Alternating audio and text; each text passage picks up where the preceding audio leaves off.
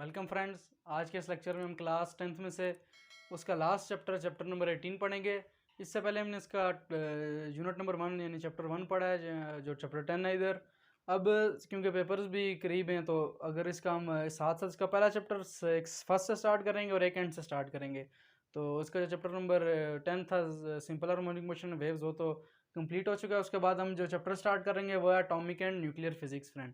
तो atomic physics हम पहले पढ़ चुके हैं, ब्रांच ऑफ फिजिक्स जिसमें हम एटम के बारे में स्टडी करें, और न्यूक्लियर फिजिक्स जिसमें न्यूक्लियर रिएक्शन हम फाइंड करें, फिजन रिएक्शन, फ्यूजन रिएक्शन। तो इस पूरे चैप्टर में हम एटम के बारे में, हाफ रिएक्शंस के बारे में, न्यूक्लियर रिएक्शंस के बारे में, फ्यूजन रिएक्शन के बारे में, सब के बारे में पढ़ेंगे।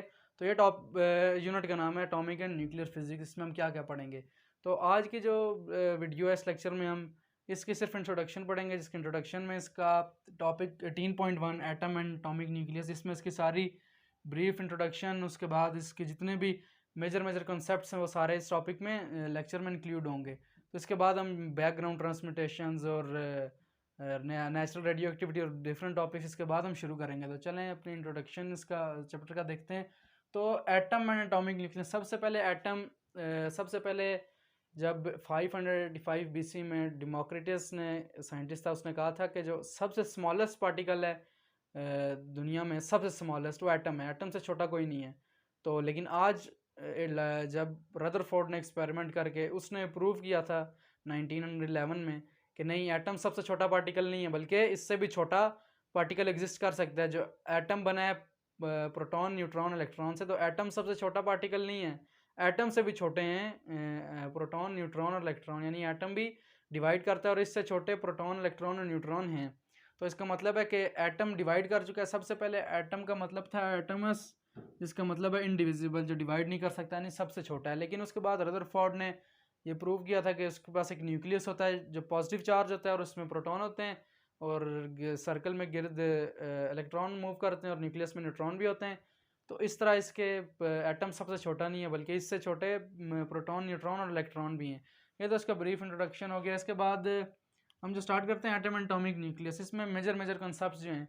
अब जो कंसेप्ट एक न्यूक्लियस का कंसेप्ट है, न्यूक्लियस क्या होता है?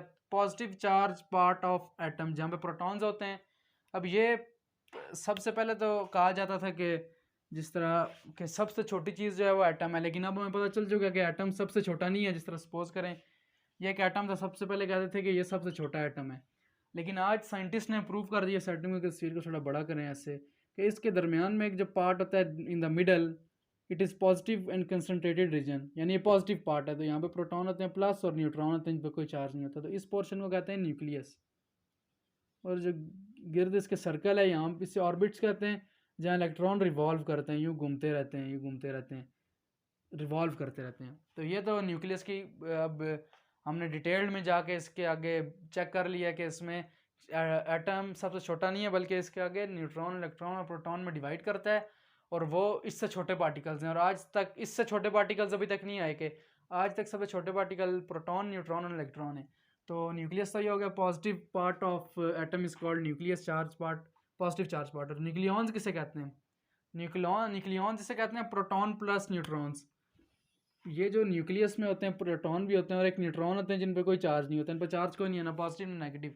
तो proton plus neutron is called nucleons. अब ये इंट्रोडक्शन में था, ये आपने लिख लेना न्यूक्लियॉन्स क्या होता है। इलेक्ट्रॉन्स क्या होते हैं? इन ऑर्बिट्स, या ऑर्बिट्स में रिवॉल्व करते हैं, ये इस तरह रिवॉल्व करते हैं। ये तो एटम के जनरल स्ट्रक्चर के बारे में था। अब इसके बाद एटॉमिक नंबर जो रिप्रेजेंट इसको करते हैं जेड से, ये चीज़ याद रखनी है, जेड से। तो एटॉमिक नंबर क्या होता है? एटॉमिक नंबर होता है नंबर ऑफ प्रोटॉन। नाम इसकी डेफिनेशन है, atomic number it represent number of proton और it is represented by Z. Atomic number हो गया, जो इसमें दो कंफ्यूजिंग चीज़ें। दूसरा न्यूट्रॉन नंबर, इसको हम रिप्रेजेंट करते हैं एन से, नंबर ऑफ न्यूट्रॉन हमें बताता है कि कितने एटम में नंबर ऑफ न्यूट्रॉन है। और तीसरी चीज़ जो मास नंबर है, उसको हम रिप्रेजेंट करते हैं ए से, और ये सम होता है proton plus neutron.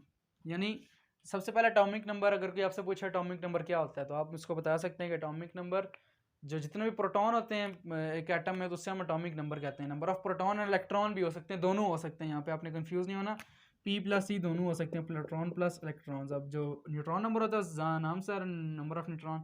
Mass number होता है, उसको रिप्रेजेंट करते हैं ए से, और A is equal to Z plus N. ये सम होता है एटॉमिक नंबर का और न्यूट्रॉन नंबर का, जो हम प्लस करते हैं, तो जो सम आता है उसे हम मास नंबर कहते हैं और वो एक एटम का होता है। अब एक एटम में अगर एटॉमिक नंबर उसमें प्रोटॉन 2 हैं तो एटॉमिक नंबर उसका 2, न्यूट्रॉन उसमें अगर 2 हैं तो 2 न्यूट्रॉन नंबर। और मास नंबर 2 + 2 = 4 हो जाएगा। ये मास नंबर एटॉमिक नंबर और न्यूट्रॉन नंबर था। अब इसके बाद जो मास ऑफ न्यूट्रॉन है एक एटम में वो = मास ऑफ प्रोटॉन है नियरली। ये साइंटिफिकली प्रूव्ड है कि मास ऑफ एक्सपेरिमेंटली प्रूव्ड है कि जो मास ऑफ न्यूट्रॉन होता है एटम में वो मास ऑफ प्रोटॉन के बराबर होता है, यानी दोनों बिल्कुल इक्वल ही होते हैं, उनका मास सेम होता है। तो लेकिन जो मास ऑफ प्रोटॉन है is 1836 time greater than electron. लेकिन इसी एटम में जो मास ऑफ प्रोटॉन है, प्रोटॉन और इलेक्ट्रॉन यानी दोनों जब एक साथ हैं, ये इक्वल हैं, दोनों ये आपस में इक्वल हैं, तो ये दोनों 1836 टाइम इस इलेक्ट्रॉन से ग्रेटर है।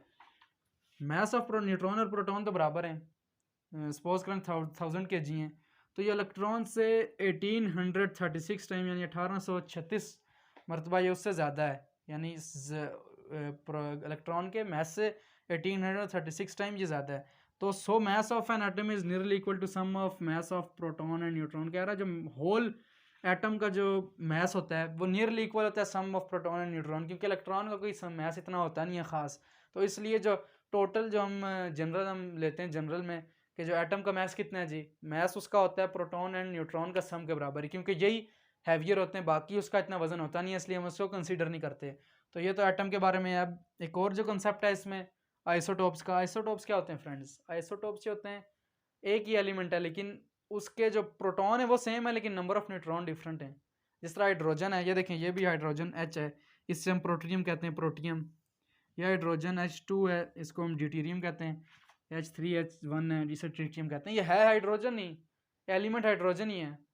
तो इस हाइड्रोजन जो एक एलिमेंट हाइड्रोजन है, ये इसके आइसोटोप्स क्या मतलब?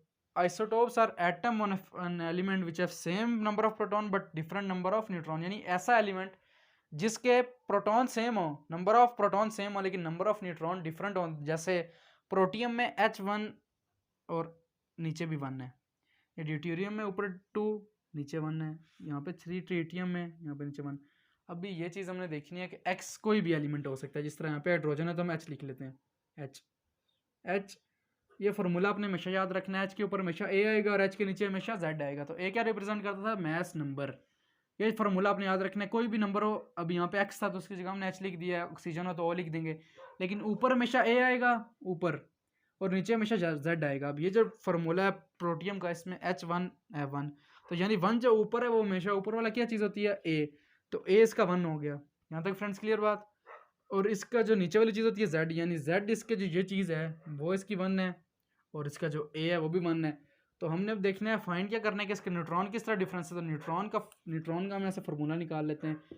एन उस साइड रहेगा, Z इस साइड आके माइनस हो जाएगा, तो A - Z। अब न्यूट्रॉन फाइंड करने का ये तरीका है, हमारे पास A भी था, इस फार्मूले के ज़रिए हमारे पास फ्रेंड्स A भी था और Z दोनों चीज़ें थी, यानी मास नंबर भी था और एटॉमिक नंबर भी था। लेकिन हमें चीज़ चाहिए थी नंबर ऑफ न्यूट्रॉन, जो हमने फाइंड करने थे किस तरह इस तीनों हाइड्रोजन के डिफरेंट है आपस में, तब एक दूसरे का आइसोटोप है।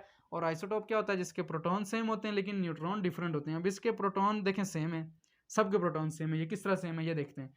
सबको प्रोटॉन हमेशा नीचे वाला होता है, ये एटॉमिक नंबर Z से रिप्रेजेंट होता है, is proton. It is number of proton. तो प्रोटॉन इसका भी एक है, इसका भी एक है Z, इसका भी Z प्रोटॉन एक है। ये नंबर ऑफ प्रोटॉन सेम है लेकिन डिफरेंट क्या चीज़ है? इसके नंबर ऑफ न्यूट्रॉन। और नंबर ऑफ न्यूट्रॉन ही जिसका डिफरेंस आए एक एलिमेंट के, इसके नंबर ऑफ न्यूट्रॉन डिफरेंट हो और प्रोटॉन सेम हो तो इससे आइसोटोप कहते हैं। अब इसमें से अगर हम न्यूट्रॉन फाइंड कर रहे हैं तो A - Z करें, A ऊपर वाला Z नीचे वाला, 1 - 1 0, न्यूट्रॉन इसमें 0 होंगे। अब इसमें 2 - 1 न्यूट्रॉन होगा, इसमें 0 न्यूट्रॉन फ्रेंड ये लिख देते हैं, इसमें 1 न्यूट्रॉन और इसमें 3 - 1 2 न्यूट्रॉन। तो यानी इसमें प्रोटॉन 1 1 1 सेम है लेकिन न्यूट्रॉन इसके डिफरेंट हैं।